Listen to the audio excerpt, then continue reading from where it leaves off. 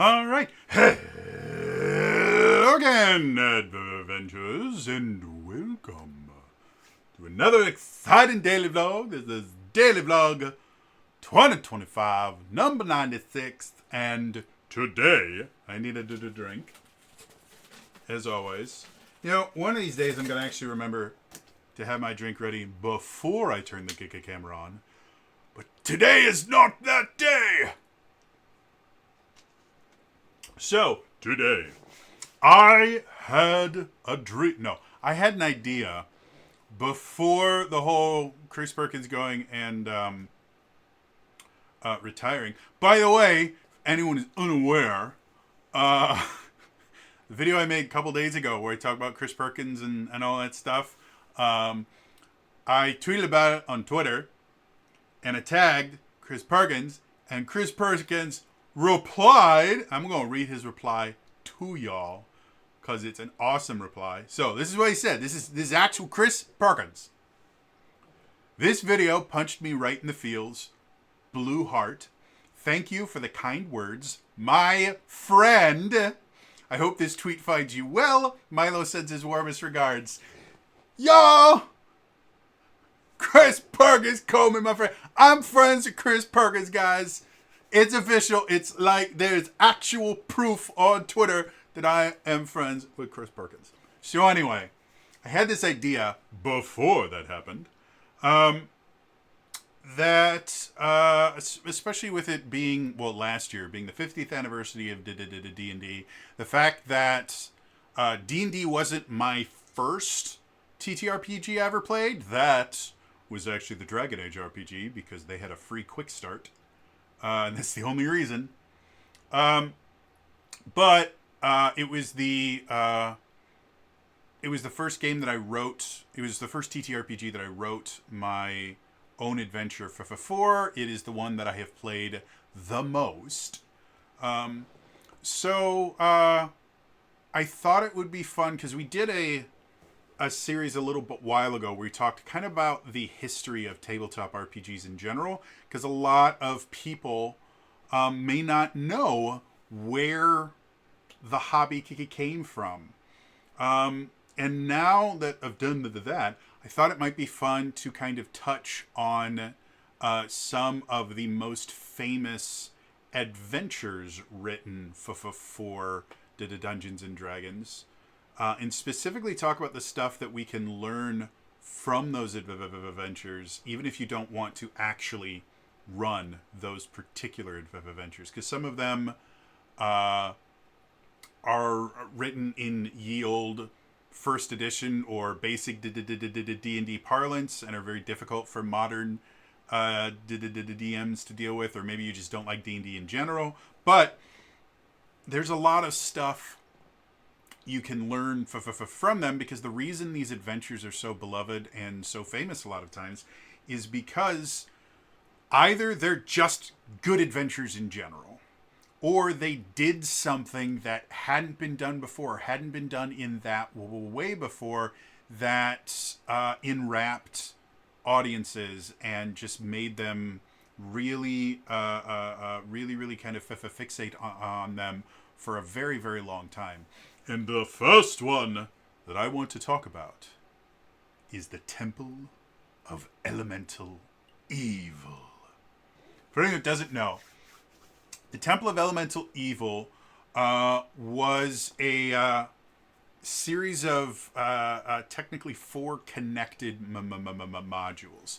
The first one is called The Village of Hamlet, and that one was written by Gary Gygax and came out like 5 years before the other 3. And the Village of Hamlet, in and of itself, I believe was originally just envisioned as kind of your standard starter quest. And then as D&D became more and more popular, they decided to kind of expand upon it and the ideas that were introduced in the Village of Hamlet to create this Temple of Elemental Evil. Now, there are various different kind of flavors of pre-written adventures. And because the Temple of Elemental Evil came out way back in ye olde, like basic and first edition advanced D&D, It is what is called a dungeon crawl. And dungeon crawls kind of fell out of favor starting in like third and fourth edition.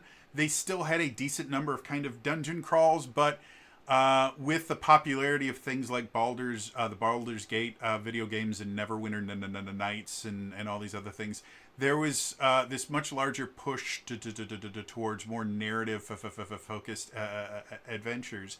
And so by the time 5th edition came around, dungeon crawls just really weren't a thing anymore. Or at least they weren't really popular. There were a few, like for the Adventures League program, or the thing that predated the Adventures League, called D&D Encounters, during the D&D Next playtest, there was a dungeon crawl called Dead in Thay that I still really enjoy. I both have a copy of the original adventure on my computer, and it was republished in one of the kind of collection adventure series for 5th edition. I can't remember. I think it was the Sunlight Citadel. I might be wrong on that. But it's a phenomenally fun kind of classic dungeon crawl. So anyway, the thing that kind of defines a dungeon crawl is you have this large dungeon that is really not designed to be something that can be tackled in a single play session.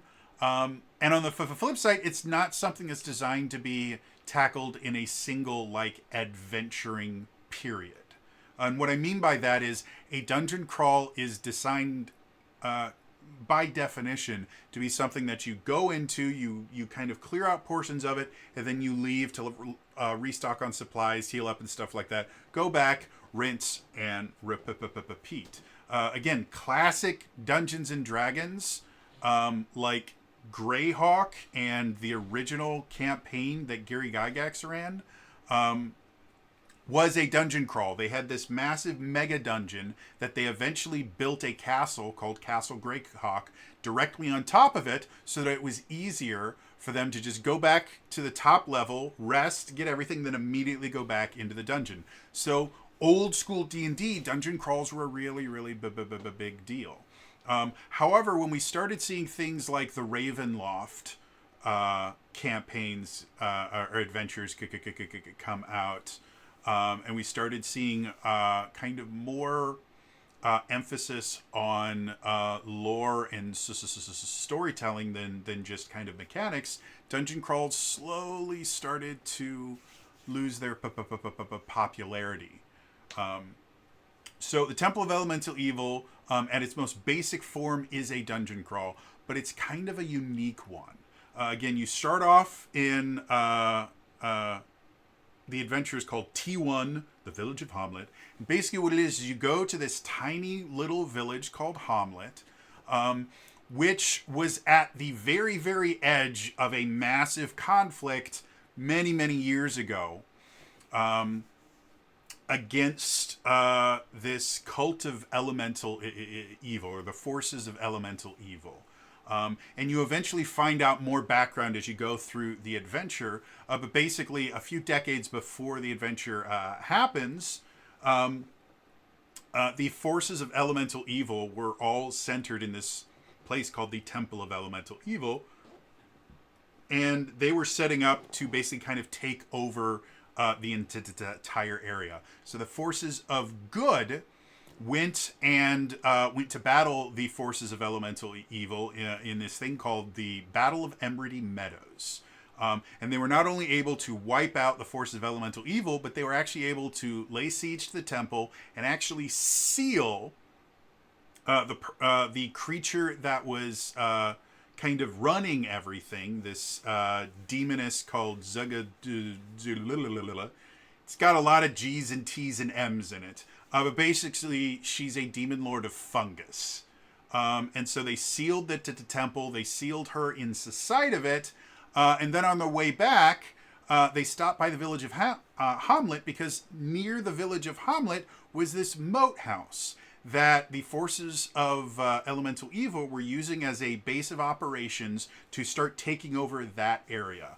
And so on the way, back, they kind of demolished this moat house, killed most of the baddies in there, and that was it. The village of Hamlet itself is kind of your standard, hey, this is your introductory D&D city. It's very small, but it's got a little bit of everything. It's got an armory. It's got a temple to St. Cuthbert, which is the monotheistic religion that's set in Greyhawk. It's another fun one. Greyhawk has monotheistic religions, so that's fun. And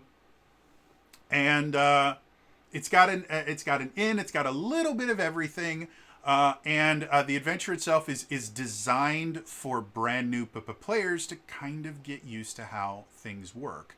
And so the kind of plot for it is, hey, you are poor adventurers that have no money. If you go to a small village, there's probably a good chance they will have jobs for adventurers to do that will give you money. And so you get there, you ask around, you eventually are told that some weird stuff is happening at this moat house. However, until the town gets to know you pretty well, nobody really gives you the background about elemental evil or anything like that. They just go, hey, there's some weird stuff happening over at this moat house. We'll pay you guys to figure it out and kill anything that's bad. The moat house itself is kind of a mini dungeon crawl, because the top level is the actual moat house, and you'll deal with brigands and things like that. However, there is a dungeon beneath it that is larger than the moat house, and if you go through there, you start dealing with undead, you start dealing with a bunch of things, and you eventually run into the big baddie of this area. I think his name is Lareth or something akin to that. It starts with an L. He is actually somewhat connected with the Temple of Elemental Evil, but he's also an arrogant bastard who really, really likes himself, and a narcissistic bastard, to be honest. He really, really likes himself and his monies. And so when The Village of Hamlet was first published, it was praised for just how great an adventure it was.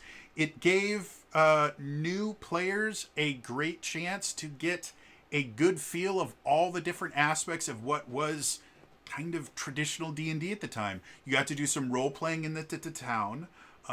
You got to do your standard dungeon crawling in there. And then when you got to the bad guy, it wasn't just, oh, look, it's a giant slime monster, kill it. It was a bad guy who had ambitions and a backstory and motivations, and even had notes in the adventure to say, by the way, if he gets to a place where, while he's fighting, he will do this, this, and this. Once his enemies or once his allies are gone, he'll start doing this. And then if you reduce him to really low hit points, he might do this. He might try to give them all of his gold to save his life, or he might do that. So it wasn't just kind of your standard dungeon crawl. This was a dungeon crawl with some story around it. It had motivations that would get the players kind of hooked into everything, and it hinted at something greater. Again, as an introductory adventure, what was intended to happen, and you'll find this, like, I actually own a PDF copy of the Temple of Elemental Evil, not the individual Village of Hamlet, but the actual, like, complete printed book, Temple of Elemental Evil, which includes the Village of Hamlet and then everything else.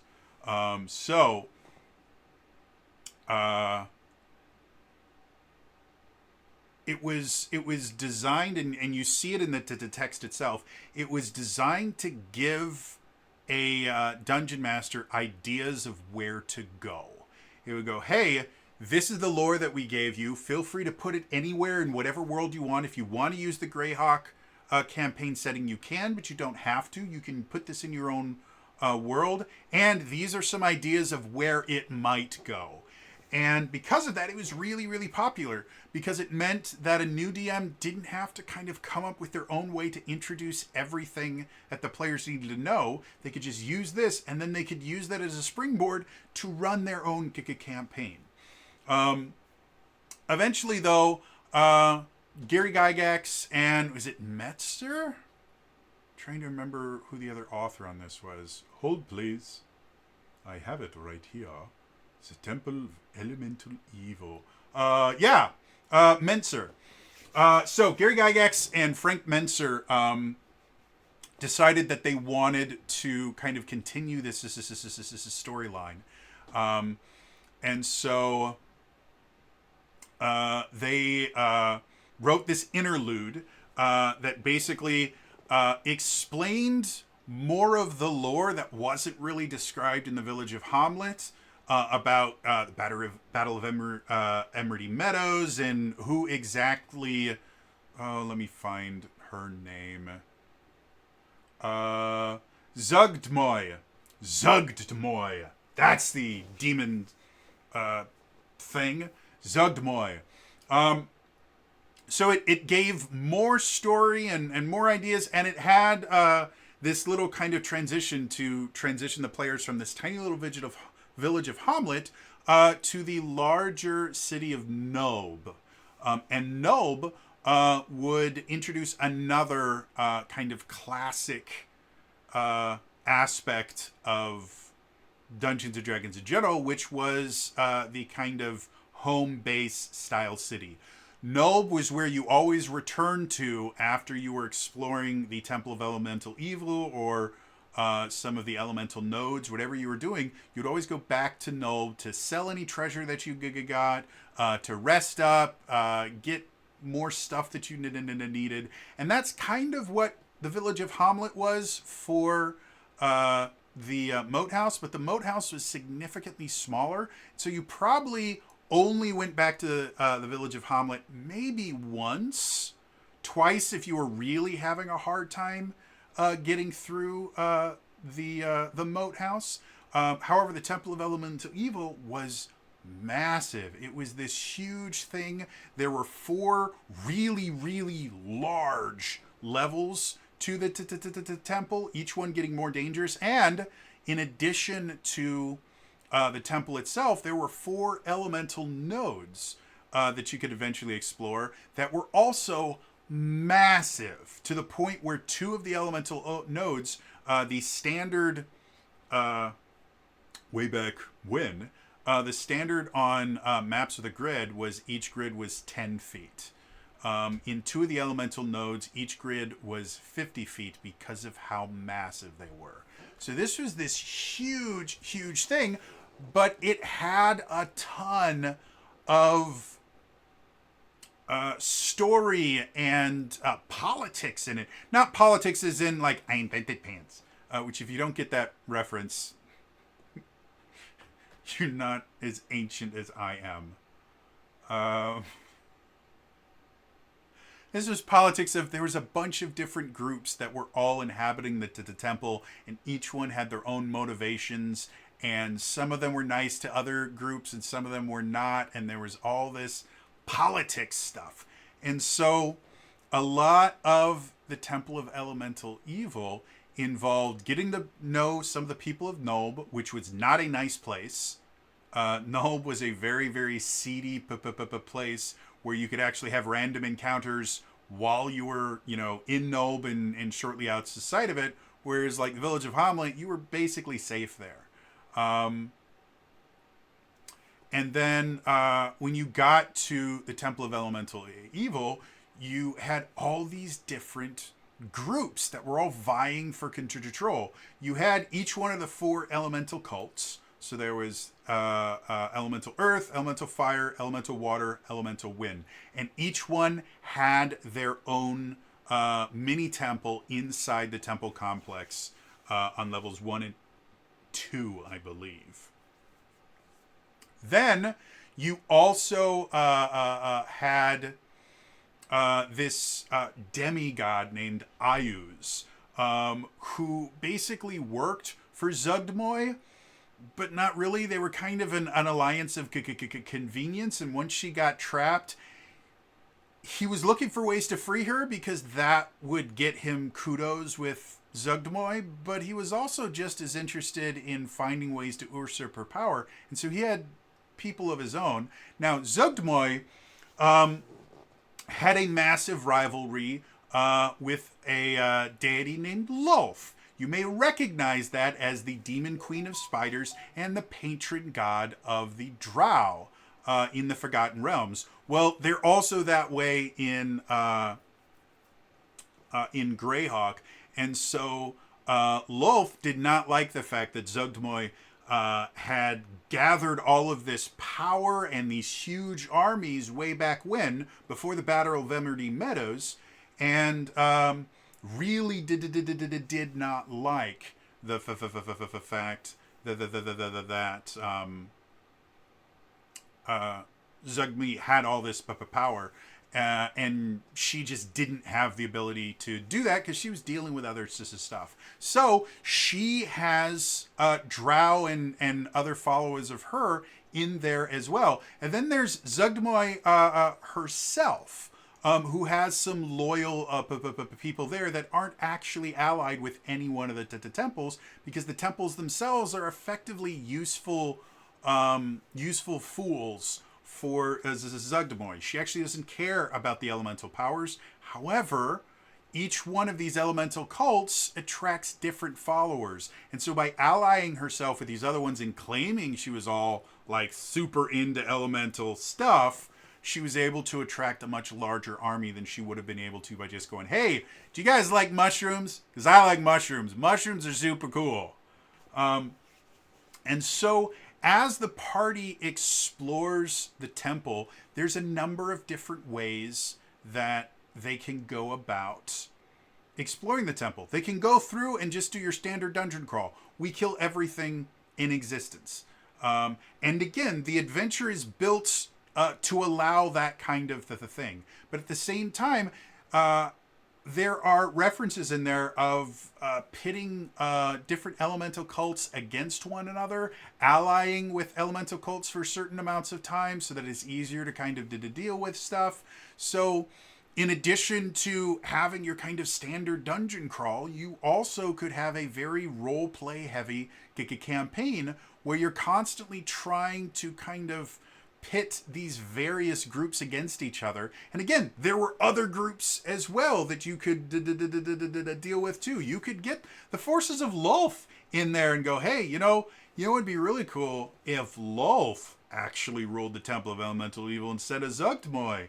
That would be super cool, wouldn't it? Well, I guess we gotta get rid of these elemental cults first. I wish we had a friend who was like super like into Lolth, because then maybe we could help them usurp this for Lolth and give her like a base of operations. Yeah, I wish there was someone like that around here, but of course, who would? Oh, look, Drow. So yeah, and then as you continue going down, you will eventually find Zuggtmoy's prison on the 3rd level. But as I mentioned before, there is 4 levels. If you immediately just kind of murder hobo your way down to the 3rd level and find a way into Zuggtmoy's lair, you're probably going to die. Zuggtmoy is very, very powerful, and there's not really enough experience in the first 3 levels of the dungeon to get you up to a level high enough to be able to deal with him. Also, there's a lack of like really powerful magic items for you to use on those. And so descending to the 4th level allows you access to the elemental nodes. And the entire purpose of the elemental nodes is to give the players a chance to explore some more places and power up. There are really powerful magic items hidden all throughout the elemental nodes, and there are keys hidden in the elemental nodes that allow you to actually get into Zuggtmoy's prison chamber effectively without having to destroy the various barriers that have not only been trapping her in there, but also have been limiting her power. So again, if you just do the murder hobo, we break everything and find ways to break through everything to get there, you are going to fight a significantly more powerful version of Zuggtmoy than you would if you were careful and you went to the elemental nodes and things like that. So this adventure effectively has difficulty levels in it. And depending on the actions that the player characters take, they can have a completely different final battle that has some really, really difficult battles to deal with. Then there's also things like Ayuz is effectively a demigod. If the player characters interact with Ayuz, who likes to stay on the fourth floor, if they try to battle Ayuz, they will die. He's a demigod. They are brand new adventurers. But St. Cuthbert, remember that monotheistic religion? St. Cuthbert is a real thing. And St. Cuthbert might show up to save their asses. And that can become a whole different thing. So there are so many different levels and interpretations of the Temple of Elemental Evil. And the adventure itself is purposefully written with parts of it left out. And what I mean by that is there are certain points where it'll just say, hey, when this happens, you can do this or you can do this, but that's entirely up to you. And there are certain sections where it goes, by the way, if you wanted to, you could create your own kind of abyssal plane for them to explore to get more experience in that. However, none of that is in here. So if you want to do that, you're going to have to come up with yourself. And that's where some of the criticisms from modern gamers come from. If you look up reviews for the Temple of Elemental Evil now, the original module, you'll find a lot of people that claim that, well, it's unfinished. Well, it's not balanced correctly. The maps aren't done well. A lot of stuff that, from a modern game design standpoint, they're 100% right. When you look at kind of more modern adventures, they are written in a way that you don't need to really do a ton of work on your part to flesh out the adventure. Really, the only time you have to worry is when the players start doing things that aren't pre-decided in the adventure. But the Temple of Elemental Evil was written in a different time. There weren't a ton of pre-written adventures, and every pre-written adventure was designed to be something that you added to your campaign as opposed to being a campaign in and of itself. Even the Temple of Elemental Evil, which is a campaign in and of itself, is designed to fit into a larger campaign. Yeah, it's one of the reasons why it is by far my favorite Dungeons and Dragons adventure that's ever been published. So let's talk about what we can learn from this. And let's start off with what we can learn from the Village of Hamlet specifically. The Village of Hamlet is, again, this is the introductory baby's first dungeon crawl. And because that is what it is designed to do, a lot of the stuff in the Village of Hamlet is designed to be very hand-holdy if necessary. Again, because of when this was written, hand-holding and kind of railroading really wasn't much of a thing. Like, I mean, the DMs would railroad their players, but the idea of a pre-written adventure telling you first you do this and then you do this and then you do this just really wasn't that much of a thing back then. A lot of the adventures were a little bit more open-ended. And so the Village of Hamlet has all these little side things. Like every single time you go to a section, there will be a subsection that says Notes for the Dungeon Master. And it will particularly talk about, hey, these are all the different things that are going to be useful for you, and these are things that you can do if the players just aren't kind of getting where you're supposed to be going, and all these other things like that. And then randomly throughout here, first of all, there's crap tons of box text. Gary Gygax was a big fan of box text. There are tons of box text, and sometimes box text is like an entire page, 2 or 3 column page of nothing but box text.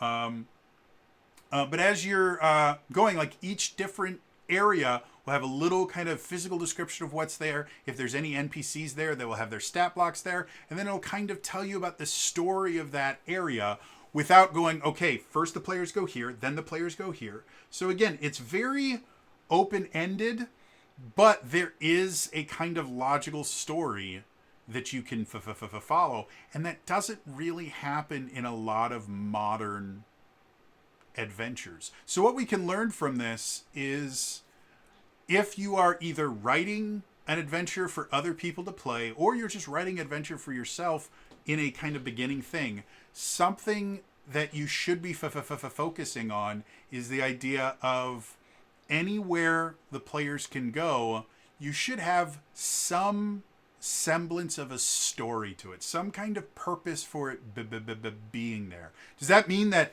every single building in the entire city, you have to sit there and go, well, this is Frank and Jill's place, and they have a son, Bert, and no, you don't have to go that far.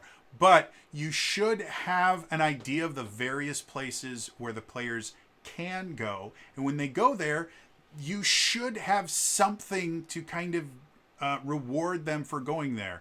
Give them a physical description of what's there. Give them a little bit of history of that area, or have some NPCs there to interact with. Something so that they don't feel like, oh, we did something wrong.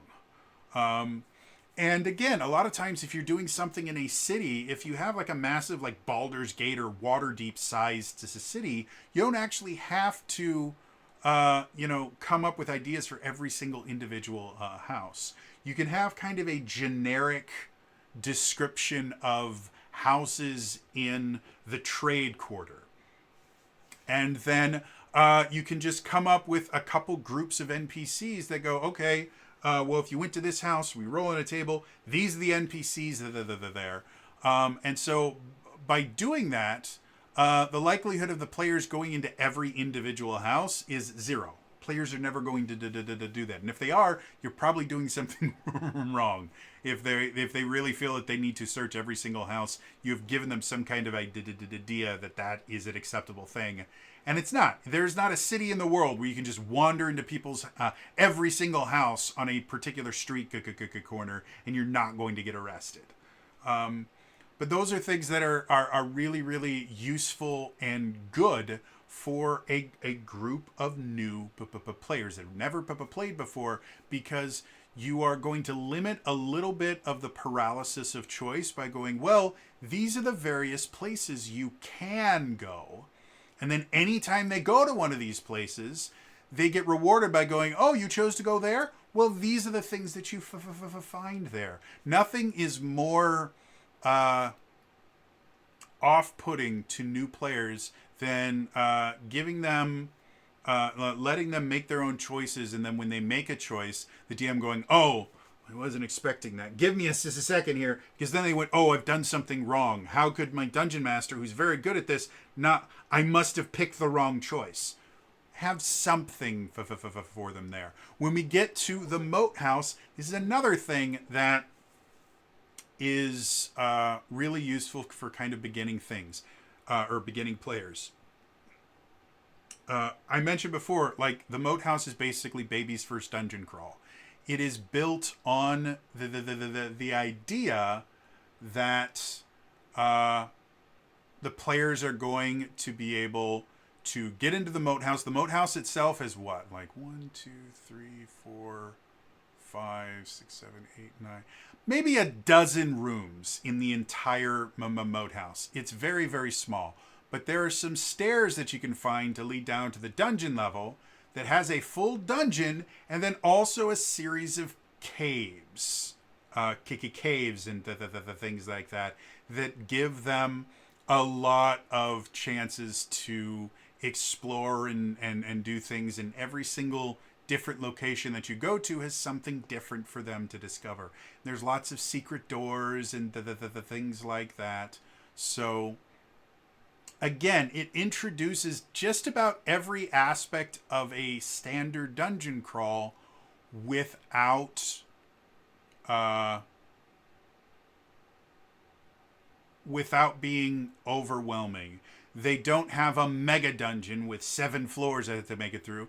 They have a simple moat house with maybe a dozen rooms in it, and then a dungeon with maybe a dozen more rooms underneath it, just laid out significantly more spread up apart.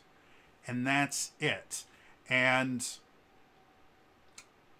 they also have things like secret doors, because that was a really, really big thing in dungeon crawls in general. And dead ends and little side stories that are built into it. So when we're looking at kind of an introductory adventure, you want to give the players exactly that, an introduction. Give them kind of a bite-sized piece of something that is much bigger. If you want to introduce them to dungeon crawling, give them a mini dungeon that they can go to. That's small enough that they can get through it in a session or two. So that they can get the idea, or probably like 2 or 3 sessions, so they can get the idea of, oh, this is not something that is just one and done. This is something that we have to actually invest in and make repeated trips into things like that. And then, yeah, have at least one of everything you want them to become familiar with in there. Have a secret passage. Have hidden doors. Have false doors. And then the final thing, the big bad end guy, the BBEG, isn't just, ooh, I am big bad end guy, I will kill all of you. He's someone that has a life, that has motivations and a purpose. And the fight itself is more than just, ooh, here's the bad guys, here's the good guys. Which one dies first? They have notes in there of, oh, well, the bad guy will first start by buffing its team, and then if he has to, he'll go in and fight, and then if he's reduced to this much, he'll say this. You know, give it some character to the fight, so it's more than just, oh, look, bad things. There's plenty of other combat encounters in here which are exactly that. There's the bad guys, there's the good guys. Which one dies first? That already exists in here, and that's kind of your standard, really basic combat. But at the end, they should be rewarded with something that feels like more than just, oh, another combat encounter that's kind of hard. Make it theatrical, make it cinematic, make it something that matters. So, yeah, that's basically what we can learn from the Village of Hamlet. Now, when we get to the Temple of Elemental Evil, which is basically parts 2, 3, and 4, this is where we can really start delving into the genius that is the Temple of Elemental Evil. First of all, there is a lot of lore built into this. There's the Battle of Emerald Meadows. Each individual cult has characters in there that have some lore built into them. There's the fact that they're bringing in the goddess Lolth and her followers, introducing the Drow. There's Zuggtmoy and the fact that, and this is something that a lot of kind of modern reviews of this kind of get upset about. The final boss for the Temple of Elemental Evil has nothing to do with Elemental Evil. It is the demon, it's the demon lady of Fungus. Why in the world? Like, that's like this huge rug pull. And if you don't set up the adventure correctly, it does feel like this really weird rug pull.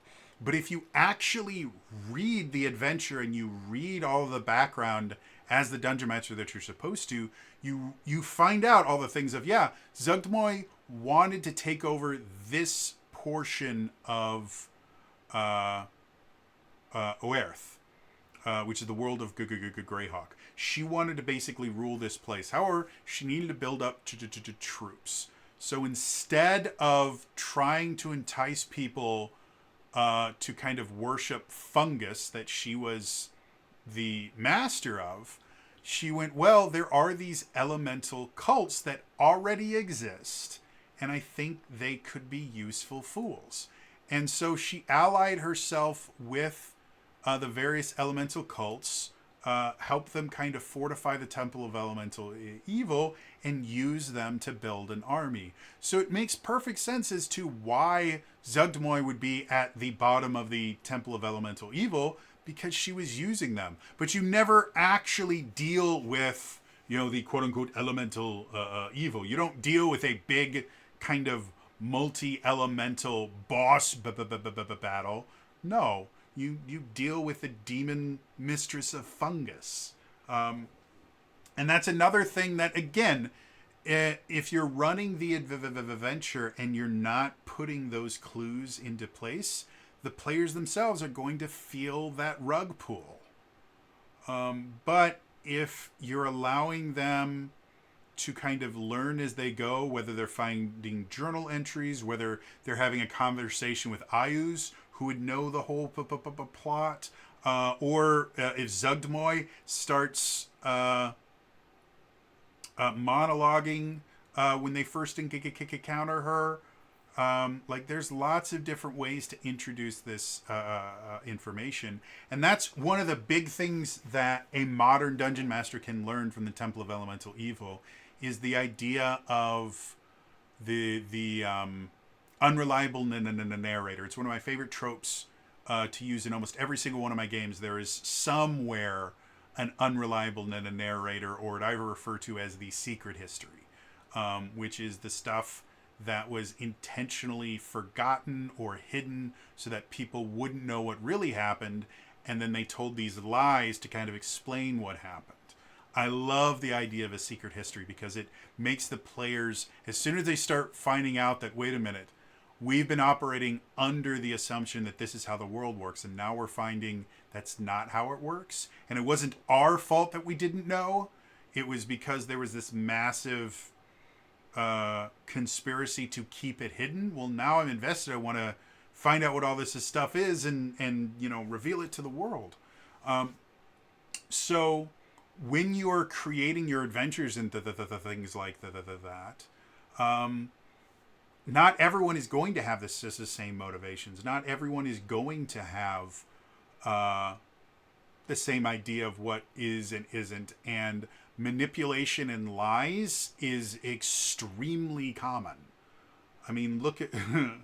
we won't go into it in too much detail, but look at how much we have recently discovered, and by recently I mean in the last 10, 15 years, of stuff that we thought was true and then totally wasn't, was just completely made up by the people in power to manipulate people to do things. And I'm talking on full-on government levels all the way down to various little in-groups and the things like that, whether they are religious groups or friend groups or things like that. Like, you can watch on YouTube and find, story after story after story of, oh, this is what you thought happened? Well, this is what really happened behind the scenes.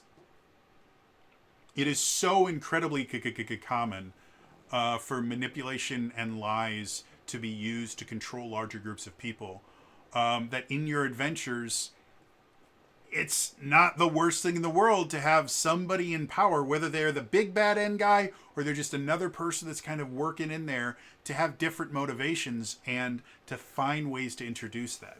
The other really big thing that you can learn from this, and it's something that you're really only going to learn from running it, because this is the other big critique that a lot of people have for the Temple of Elemental Evil.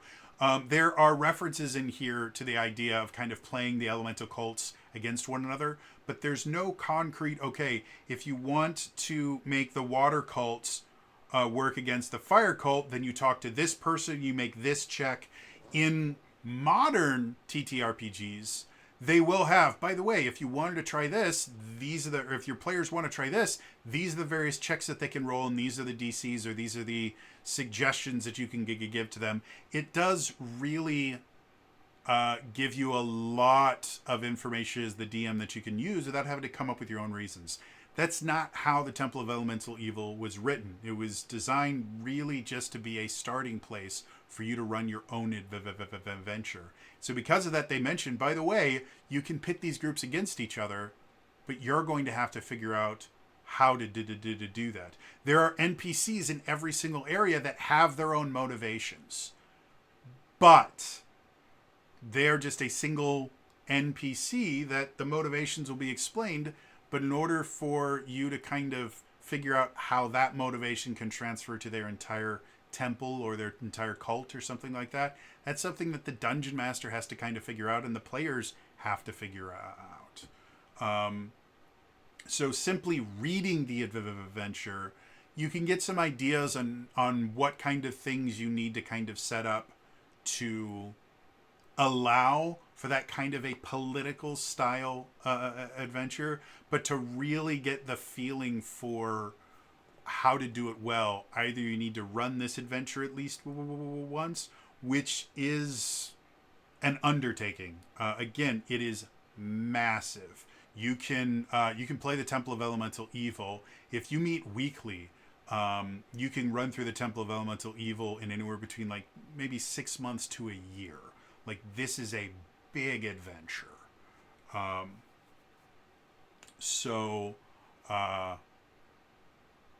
if you meet less frequently than that, this can be a multi-year adventure.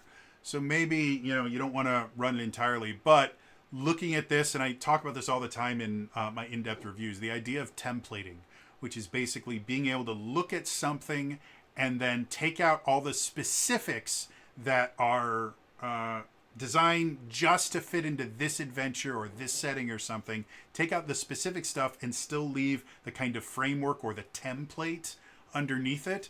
When you understand templating really well, you can use this as a way to kind of set up your own multi-group political struggles. And I think that's probably my favorite part of this adventure, is just how many different ways you can go about getting through it. You can be a complete murder hobo and have an absolute blast because there's so many different monsters that you can deal with. That's another thing that's really nice about the Temple of Elemental Evil, is there is this huge breadth of creatures that you deal with. Each one of the elemental cults has their own kind of group of monsters that they tend to work with. Like in the fire temple, you have to deal with salamanders and fire elementals and things like that. Whereas if you go into the water cult, you're going to deal with water elementals. I can't remember if they have Sahuagin or any of those things. But, it gives you this wide breadth of different creatures that your players can kind of learn about and get to know. When I talk about the Keep on the Borderlands, it kind of has a similar theme of, we're going to just introduce everything to you. And then when you actually go to the elemental nodes, there's a lot of stuff there, including like full-grown dragons and things that you have to deal with there. So a dungeon crawl like this, and by introducing different groups and things like that, and having those groups associated with different things, it allows for you to vastly increase the diversity of creatures that they deal with in here.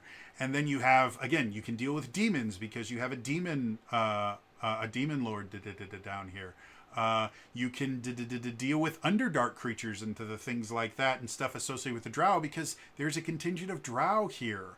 And Lolth dealing with that. You have Ayuz and Saint Cuthbert kind of battling against each other. So you can have those kind of divinity style things in there. There's so many different groups. And again, each different group has their own motivations and might decide that killing the adventurers is not worth it, but working with them might be, depending on how your players play. And then the final kind of thing that I think we can learn from the temple itself is the idea of giving the players the chance to basically power themselves up. The way that the elemental nodes specifically are designed is you have these maps of each elemental node, and each different section has different stuff that happens in it. And then there's a bunch of random encounters and things like that, which is really, really common for old school D&D. Random encounters were king, especially in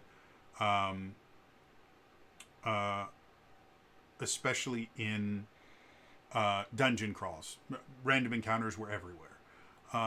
However, the really useful things that they need to be able to beat Zuggtmoy are random loot drops. You have these loot tables where every time you kill a random encounter, if that encounter is supposed to have good loot, you roll in the loot table and give them out. And it's not just like, ooh, here's a bunch of really cool weapons or really cool armor. You find wands that cast various spells, a bunch of different scrolls. You find every flavor of potion imaginable that will give you a bunch of different things. So again, it's not designed to just be, oh, we will give you the weapons and you will be able to kill her with the weapons. No, they're like, okay, well, if you have weapon-based classes, they're going to really like, the sword that gives extra to hit chance against lycanthropes and shape changers. Or the plate mail that's enchanted to protect you from various elements or the things like that. That stuff's great. But at the same time, you're also going to have, well, for your magic users, here's some wands that they can use that basically give them free spells to cast. Because especially in first edition and basic D&D, low-level spellcasters got like 1 or 2 daily spells at like first level. You might get 3 depending on which flavor you were playing. So yeah, in your dungeon crawl where you are dealing with multiple encounters until you're just tapped out of everything, you will run out of spells instantly. So having spell scrolls, which is give them free spells, or wands that have numbers of charges that allow them to cast spells without having to use their own spell slots. It has a little bit for everyone. And then again, the various potions that you can find can allow the party to kind of fill different roles. You guys, got into trouble. Your fighter is either wounded or unconscious and you need to break down a door. Well, take that potion of giant strength and give it to the wizard for all that it matters. Let them down it and then punch the door down. They go, ooh, this is really fun. Maybe I want to be a sword wizard. Which I don't know if that was really a thing. I mean, elf was technically a sword wizard because they were kind of combination martial and spellcasting class. But yeah. Anyway, so yeah, that is the nodes of elemental evil are basically just there to allow the players to decide when they feel powerful enough. Because again, if they want to, they can just brute force their way right to Zuggtmoy and take her on. But they will be rewarded by going to the different elemental nodes. And each elemental node has one of those keys that will take them directly to where Zuggtmoy's lair is. And so as soon as they find one of the keys, they can go and do that as well. So the players themselves get to choose when they are ready for the adventure, not the adventure telling them, okay, well, you did this, now it's time for the final boss battle. So yeah. So that is the Temple of Elemental Evil. Like I said, this is by far my favorite pre-written adventure ever. And it's ranked as one of the best adventures that has ever been written for Dungeons and Dragons. In 3rd edition, they created kind of an updated version of it called Return to the Temple of Elemental Evil, which was set like a little under a decade after this adventure and has you basically going back to the temple and dealing with people that kind of took it over after you guys cleared it out. In 5th edition, the second season of Adventures for the Adventures League and basically the second adventure campaign that Wizards of the Coast released was called Princes of the Apocalypse, and it was basically kind of a retelling of the Temple of Elemental Evil in the Forgotten Realms. I don't think it's anywhere near as good as the Temple of Elemental Evil for two main reasons. One, there isn't a Temple of Elemental Evil. What there are 4 distinct elemental cults that each has their own base of operations, and eventually you get to go to a kind of demiplane, which is meant to mimic the nodes, and you will eventually fight the various princes of the apocalypse, who are elemental princes, basically mega elementals. And it works okay, but it is significantly more kind of on the rails. And it's not a dungeon crawl. It is an actual written out campaign that has specific points that you're supposed to visit somewhat sequentially. There's a little bit of choice as far as which elemental cults that you visit first and things like that. But it's still a somewhat linear adventure. The political aspects of it are not really there. Like, you can't really ally yourself with the various cults to make them fight amongst each other, unless the DM wants to do a lot of work and kind of rewrite stuff. So it's a fun adventure, but it kind of pales in comparison to what I see as one of the pinnacles of the traditional dungeon crawl, which is the Temple of Elemental Evil. In addition to that, there is actually a video game called the Temple of Elemental Evil, published by Troika Games in 2003, I think it was. You can actually get it on GOG. And if you do, you need to look for the Citadel of 8 mod pack. What it does is the game itself had a bunch of bugs and things that didn't work particularly well in it. So there's this group called the Citadel of 8, which is the name is based on some stuff from Greyhawk. But they created this mod pack that is wonderful and that makes the game amazing. It's turn-based 3rd edition D&D. So if you like 3rd edition D&D and turn-based combat, like it's pure 3rd edition D&D. It doesn't have the weird kind of like micromanaging stuff that Baldur's Gate and the Icewind Dale thing. It's all like everything's on a grid and you move there and then it's wonderful. In addition to that, there is a mod for what's the game called? There's a game that came out before Baldur's Gate 3, which was basically D&D 5th edition, but on a computer. And I'm opening up Steam to remember what the damn game is called. But it's great. They're making a sequel to it right now. I think there's a demo out for the sequel. It starts with S, I think. Come on, Steam, open! My computer is so slow. Anyway, as soon as I find the name of this, somebody made a mod that effectively allows you to play the entirety of the Temple of Elemental Evil campaign in this game. So that's a thing. And it's good. I've played through, I think I've gotten through the first level of one of the dungeons, or I think I've gotten through the first level of the temple. What is it called? Come on, you tell me what is the name I am thinking of. I have this and this and this and this. Idle Champions. Do I not have it installed? I have to have it installed. Solasta, Crown of the Magister. Okay, so Solasta, Crown of the Magister. They do have a Steam workshop, effectively, which is where you can go on Steam to get mods and stuff for it. Again, because it uses the 5th edition SRD for all of its rules. So because it was the first fully released version of 5th edition, it had a lot of stuff. So if you look on there, you can 100%, if you go to most subscribed, Temple of Elemental Evil is the second most subscribed adventure on there. So if you want to play through this and you don't have a dungeon master that wants to go through the effort of running an old AD&D module, you can do there. If you go to Dungeons and Dragons Online, they have a Temple of Elemental Evil adventure series in there that follows the plot relatively well. It doesn't have like all the politics and stuff, so you get to do the more murder hobo version of it, but it is unbelievably fun, especially if you can get friends to play with you.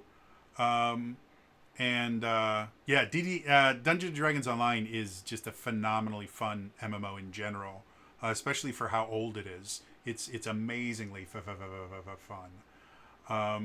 So yeah, and I would assume, because I believe, don't quote me on this, but I believe the modding tools for Baldur's Gate 3 have been officially released. I thought I read about that somewhere. Feel free to correct me in the comments down below if I'm 100% wrong about that.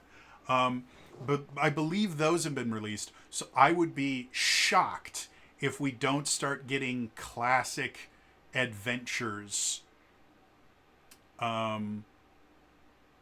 for Baldur's Gate 3. And if we don't get a Temple of Elemental Evil in there somewhere, I will be shocked and upset. Like, it really is genuinely one of the best adventures ever written. And nowadays there's so many different ways to experience it. You can get the PDF. I think the actual PDF,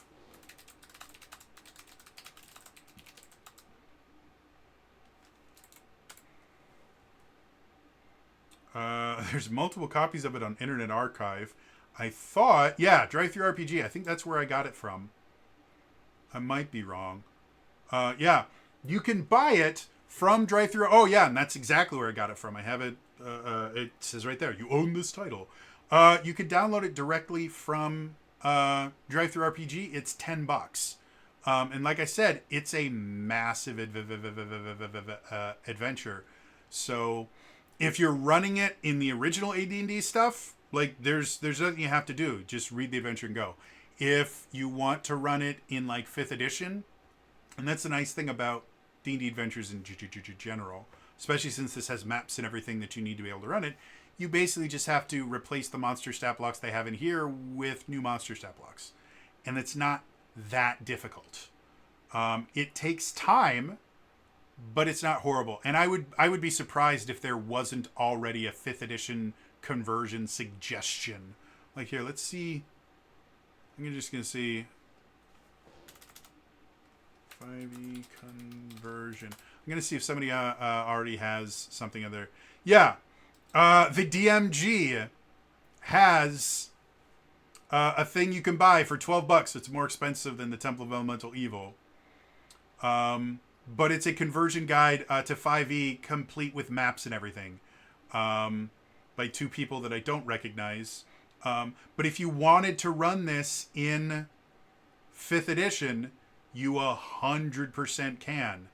And everything you need to be able to run it exists already. If you want to do it yourself, you can. And that's the beauty of old school D&D stuff, is it was designed for people. It was designed to inspire people to make their own adventures, even with a pre-written adventure. So that's going to be all for me today. I hope you guys found this as entertaining as I found creating it. And if you have other adventures that you would like me to talk about in this kind of series, or what can we learn from, popular adventures, put them in the comments down below. Like I said, I'm planning on doing Keep on the Borderlands. I'm planning on doing Ravenloft, because those are 2 other ones that were massive things. And then probably some other kind of bigger ones. So yeah, like I said, comments down below. Let me know other adventures that you think would be fun to kind of look into and see what we can learn from them. Otherwise, again, it's going to be all for me today. I will see you guys next time. All right? Bye-bye.